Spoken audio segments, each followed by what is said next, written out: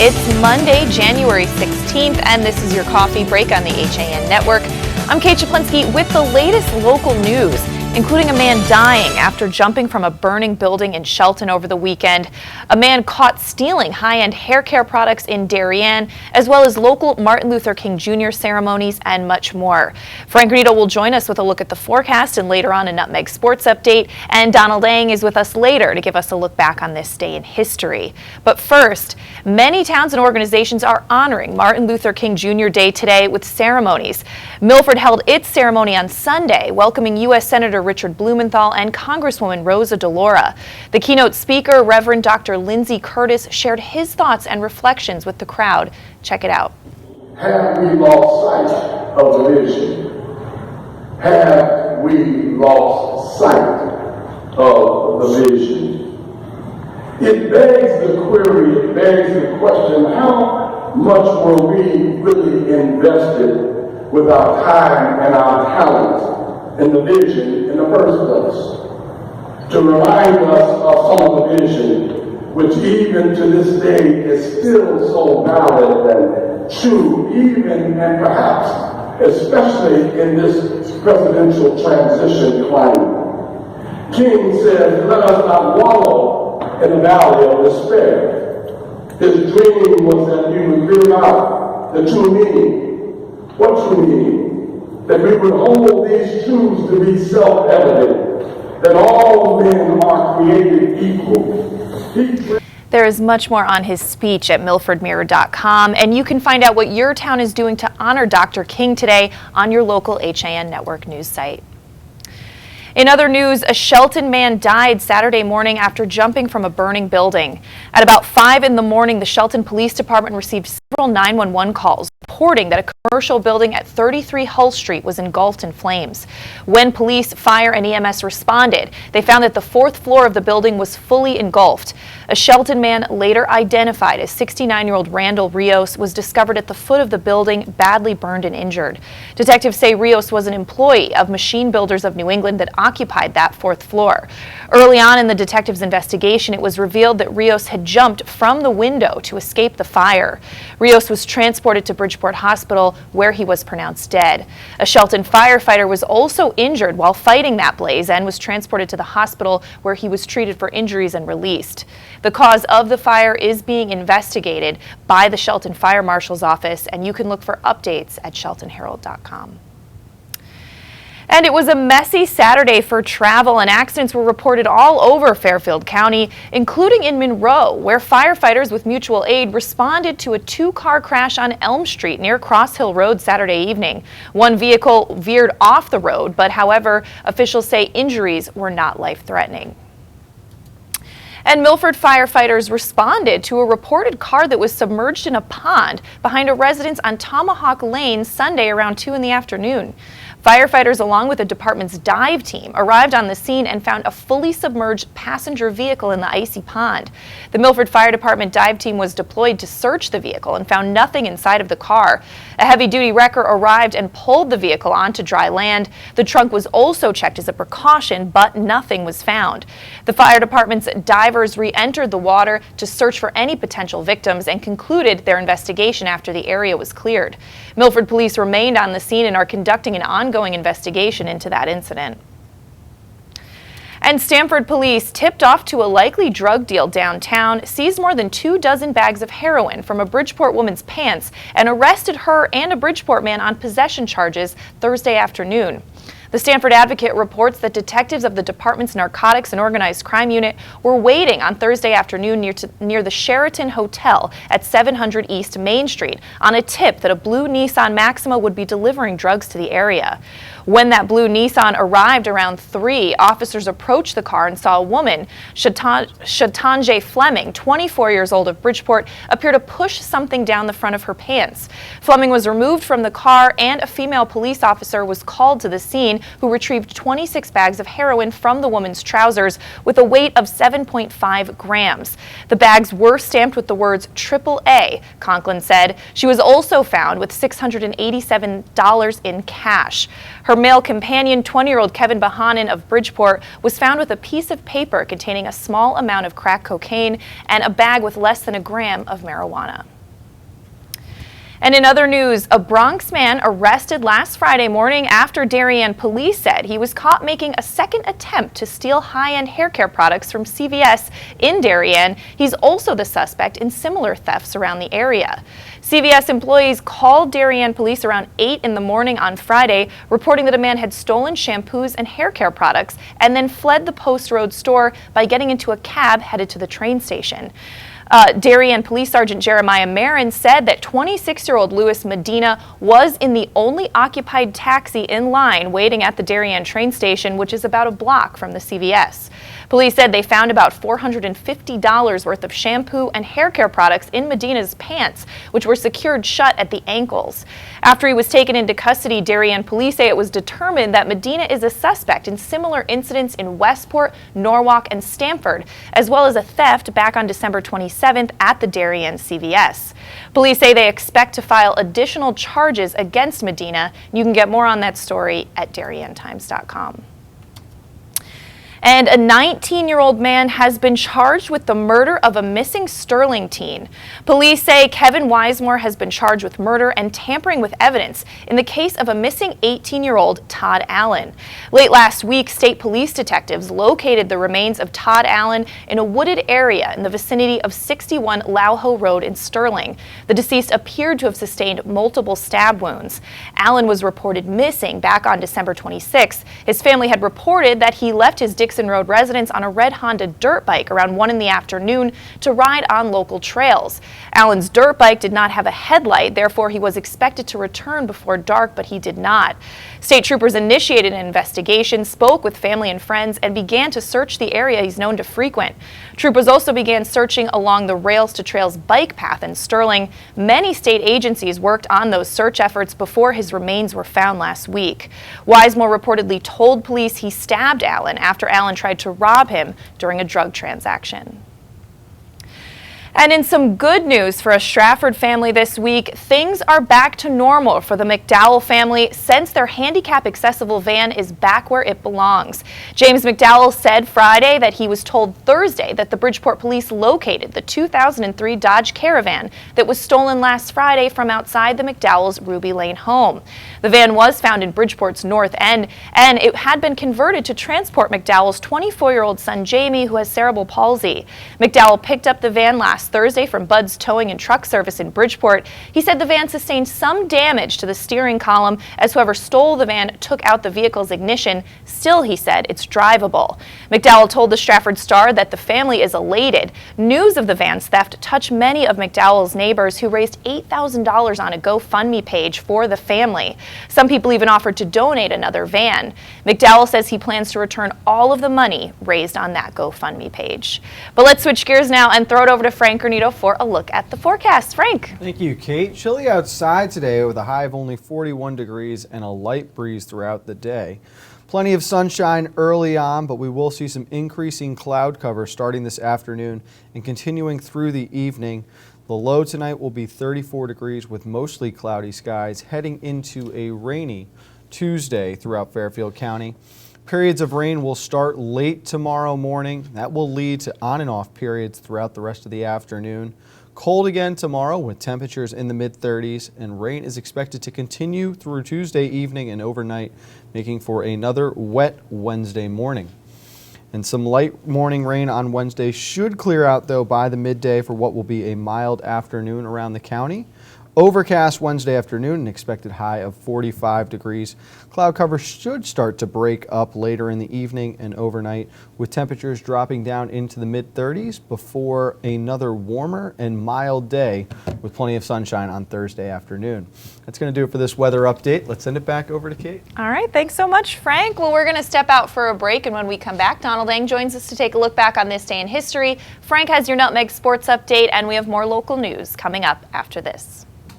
Want a new experience in car buying? No aggravation, no confrontation, just answers to all your questions. Scap Chrysler Dodge Jeep Ram. Car buying the way you want it to be. With one of the largest selections of new 2- and 4-door Jeep Wranglers available, we are Connecticut's Wrangler headquarters. Located in Fairfield, Connecticut, we're easy to get to. Just 2.5 miles off the Merritt Parkway, exit 44 via Route 58 South. Save thousands right now during the Start Something New sales event, now through January 31st.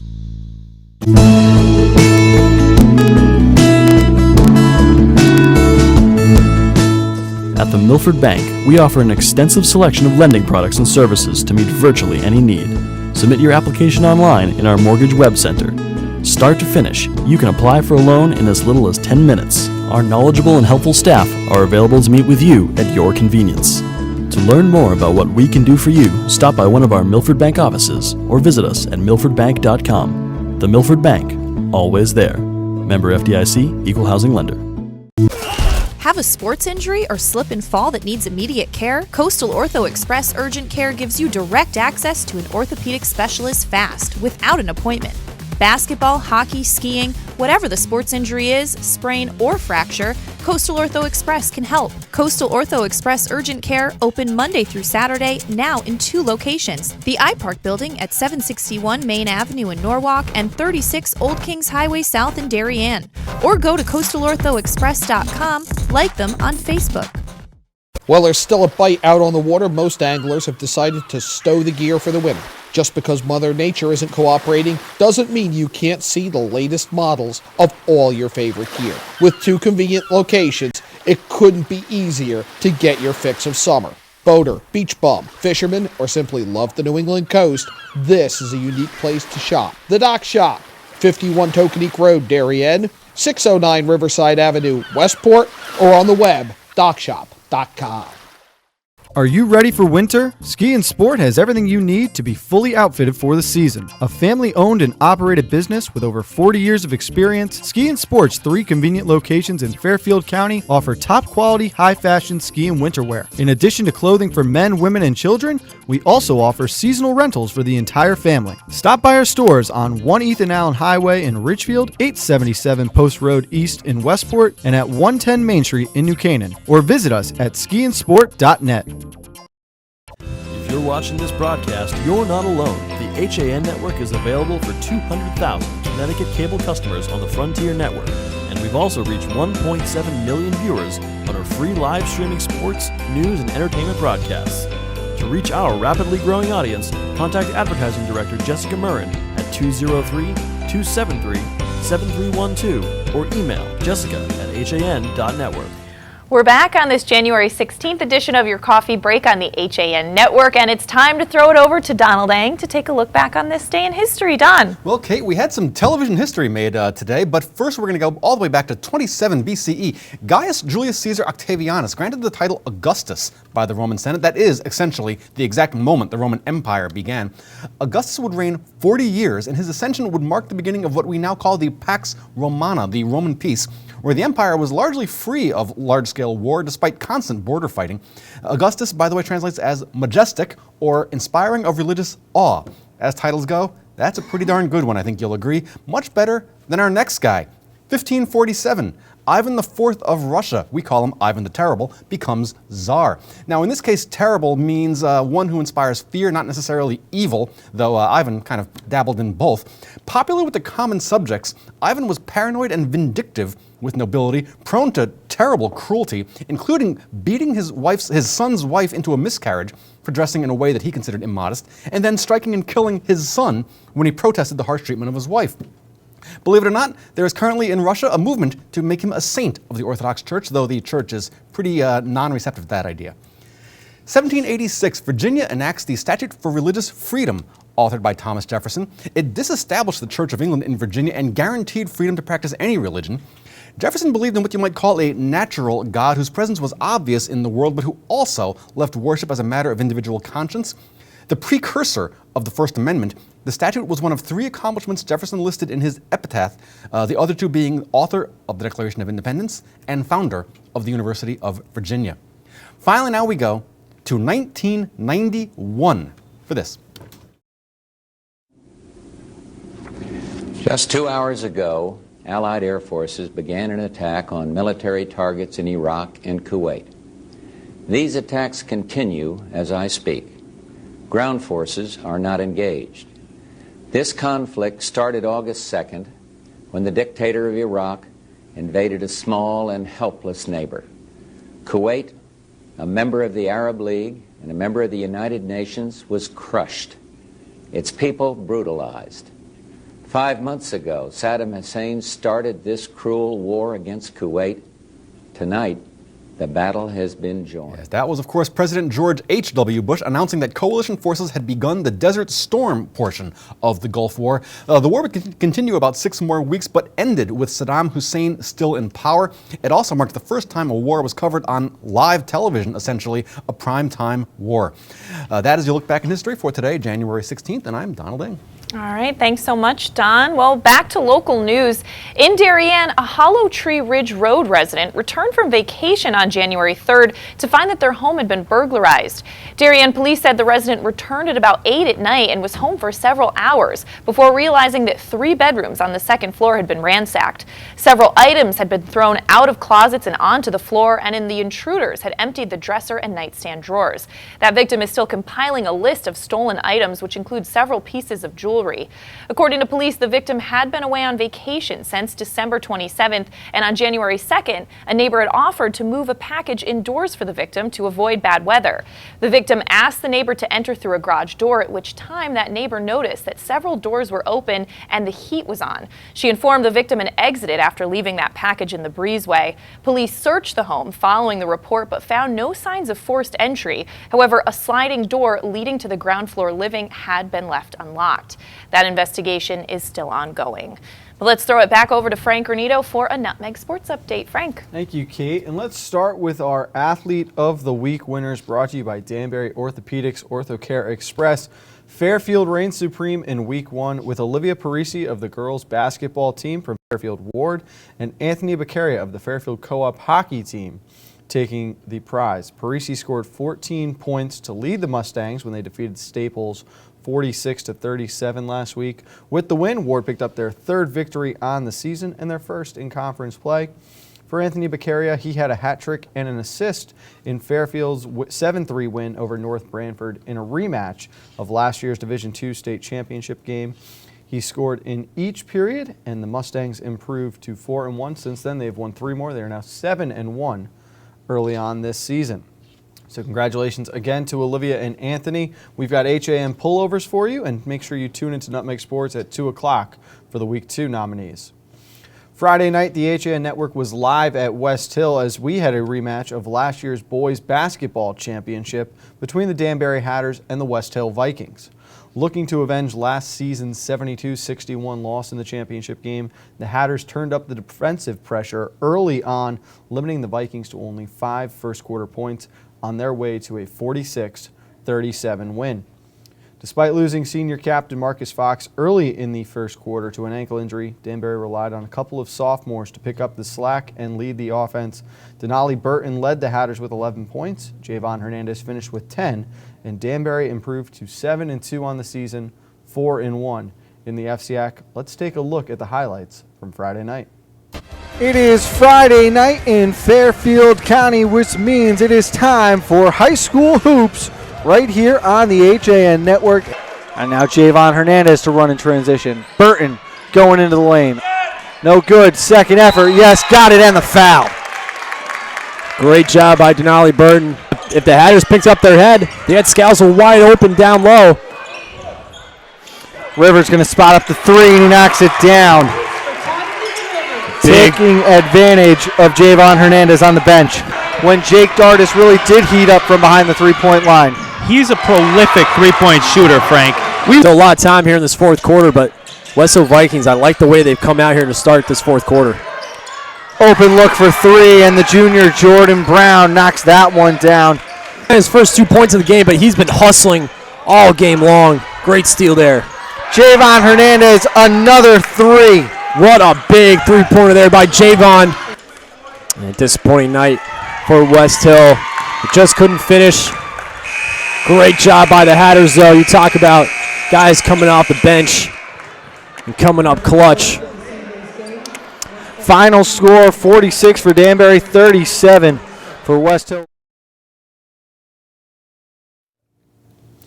Danbury goes back on the road again tomorrow afternoon when they will face a very tough Darien team who has quietly jumped out to a 4-1 start in the FCIAC, trailing only Wilton and Ward in the East Division. West Hill, who dropped to 1-3 in conference play after consecutive losses, plays host to those Fairfield Ward Mustangs on Tuesday night, looking to hand them their first loss of the season. But for more on this game, our Athlete of the Week nominees, and everything from the FCIAC this past weekend, tune in to Nutmeg Sports at 2 o'clock. That'll do it for this Nutmeg Sports update. Let's send it back over to Kate. All right, thanks so much, Frank. Well, in other news, local women have organized a Darien, New York City bus trip to the Women's March on NYC this coming Saturday, January 21st. Organizers say that march will promote civil rights for every human, regardless of gender, race, sexual orientation, ethnicity, disability, religion, or creed. Although the event as billed as a women's march, men are invited to participate as well. For this all-day event, the bus will leave from and return to the parking lot at St. Luke's Church in Darien. You can get more information on that event at DarienTimes.com. And the Reading Planning Commission will take its time in offering an opinion on a dog park proposed for the Reading Community Center. Max Dagnall, the lead advocate for the construction of a dog park in Reading, made a presentation on his plan to the Planning Commission on Tuesday, January 10th. The proposed park would be located behind the Reading Historic Society's Onion Field near the community gardens on Route 107, and its footprint includes a fenced area around 200 feet by 100 feet total, with 1/3 or 1/4 of that space designated for use by small dogs. The area where the park will be placed is reserved as a septic field for Reading Elementary School, but Dagnall said Health Director Doug Hartline has said a dog park would be fine on that property. After that meeting, however, neighbors testified about the plan, saying they were worried about noises and smells associated with the dog park and whether it would interrupt their view of a westerly sunset. There's a lot more on that story at thereadingpilot.com. We're going to step out for a break, and when we come back, we're going to recap some of the top stories we're following on your coffee break after this. Discover a world of wellness in the heart of New Canaan. Halo Studios, New Canaan's first collaborative wellness center, offers you the freedom to choose from the best and latest health, fitness, and wellness options. Inside Halo Studios, you'll find all the wellness experts you need at places like Palo Fitness, Priority Wellness, and Sama Yoga Center. Come by for a free wellness assessment, open 7 days a week at 45 Grove Street. For more information, visit halostudios.com or call 203-594-9909. At InSports Trumbull, the game is always on inside. Recently renovated and home to one of Connecticut's largest indoor turf fields, InSports is a multi-sport recreation center providing state-of-the-art facilities for league play, camps, and youth programs. Sign up now for InSports fall and winter lacrosse clinics and leagues. With programs ranging from first grade all the way through high school, there's something for every lacrosse player at all levels. Programs include college coaches clinics, youth box winter leagues, high school winter leagues, and 7-on-7 tournaments. For more information and pricing, visit us at insportcenters.com. Like us on Facebook. Hi, this is Leo Carl from Carl Chevrolet in New Canaan, and you've heard me talk about the Chevy Volt for years. The new model gets 53 miles on EV charge daily, plus 420-mile full range. But don't take my word for it. You need to come in and test drive the Volt yourself. Visit us at 261 Elm Street in New Canaan or online at carldirect.com. I'm John Kovach. I'm a newspaper editor. I'm a high school football coach. I'm a television presenter, and I want you to love fishing as much as I do. Tune in to Yankee Fisherman, Thursdays at 1 on the HAN network. It's like going to the tackle shop without leaving your office. Hi, I'm Denise Figuergoli, host of The Drive, here every Tuesday on the HAN network. It's about how you fuel your mind, your body, your spirit that creates the life you live, with people, places, ideas, and organizations that move us forward mindfully and consciously. Tune into The Drive here on the HAN network, Tuesdays at 12:30. What's happening up in Hartford and what's trending in the Nutmeg State? Join Kate Czaplinski And Josh Fisher on CT Pulse live Wednesdays at 12:30 to find out. We talk to the leaders and newsmakers while breaking down the stories you should be paying attention to each week. With the help of HAN's editorial cartoonist Doug Smith, we take a humorous look at the news of the week. We talk about everything you were told you should avoid bringing up in polite company. CT Pulse, Wednesdays at 12:30 on the HAN Network. When it comes to local entertainment, we've got it all. From movies, local artists, etiquette, and more. Watch HAN Arts and Leisure with me, Steve Coulter, and our Arts and Leisure editor, Sally Sanders, Mondays at 12:30, right here on the HAN Network. We're back on this Monday edition of Your Coffee Break on the HAN Network. I'm Kate Czaplinski, recapping some of the top stories we're following today, including that a Shelton man died Saturday morning after jumping from a burning building. At about 5 in the morning, the Shelton Police Department received several 911 calls reporting that a commercial building at 33 Hull Street was engulfed in flames. When police, fire, and EMS arrived, they found that the 4th floor of that building was fully engulfed. A Shelton man, later identified as 69-year-old Randall Rios, was discovered at the foot of the building, badly burned and injured. Detectives say Rios was an employee of Machine Builders of New England that occupied that 4th floor. Early on in the investigation, it was revealed that Rios had jumped from the window to escape the fire. He was transported to Bridgeport Hospital, where he was pronounced dead. A Shelton firefighter was also injured fighting that blaze and was transported to the hospital, where he was treated for injuries and released. The cause of that fire is still under investigation. And it was a messy Saturday evening for travel, and accidents were reported all over Fairfield County, including Monroe, where firefighters with mutual aid responded to a 2-car crash on Elm Street near Cross Hill Road Saturday evening. One vehicle had veered off the road in that accident, but injuries were reportedly not life-threatening. And in other news, Milford firefighters responded to a reported car that was submerged in a pond behind a residence on Tomahawk Lane Sunday at around 2 in the afternoon. Firefighters, along with the department's dive team, arrived on the scene and found a fully submerged passenger vehicle in the icy pond. The Milford Fire Department dive team was deployed to search the vehicle and found nothing inside of the car. A heavy-duty wrecker arrived and pulled the vehicle onto dry land. The trunk was also checked as a precaution, but nothing was found. The fire department divers re-entered the water as a precaution to search for any potential victims and concluded their investigation after the area was cleared. Milford police remained on scene and are conducting an ongoing investigation into that incident. Stamford police, tipped off to a likely drug deal downtown, seized more than 24 bags of heroin from a Bridgeport woman's pants and arrested her and a Bridgeport man on possession charges last Thursday afternoon. The Stamford Advocate reports that detectives of the department's Narcotics and Organized Crime Unit were waiting on Thursday afternoon near the Sheraton Hotel at 700 East Main Street on a tip that a blue Nissan Maxima would be delivering drugs to the area. When that Nissan arrived around 3, officers approached the car and saw a woman, Shantasia Fleming, 24 years old of Bridgeport, appear to push something down the front of her pants. Fleming was removed from the car and a female police officer was called to the scene, who retrieved 26 bags of heroin from the woman's trousers with a total weight of 7.5 grams. The bags were stamped with the words AAA. Fleming was also found with $687 in cash. Her male companion, 20-year-old Kevin Bahanin of Bridgeport, was found with a piece of paper containing a small amount of crack cocaine and a bag with less than a gram of marijuana. And a Bronx man was arrested last Friday morning in Darien after police say he was caught making a second attempt to steal high-end hair care products from CVS. He's also a suspect in similar thefts around the area. CVS employees called Darien police around 8 in the morning Friday, reporting that a man had stolen shampoos and products and then fled the Post Road store by getting into a cab headed to the train station. Darien Police Sergeant Jeremiah Marin said that 26-year-old Louis Medina was in the only occupied taxi in the line waiting at the train station, which is about a block from CVS. Police said they found about $450 worth of shampoo and hair care products in Medina's pants, which were secured shut at the ankles. After he was taken into custody, police say it was determined that Medina is a suspect in similar incidents in Westport, Norwalk, and Stamford, as well as a theft back on December 27th at Darien CVS. Police say they expect to file additional charges against Medina.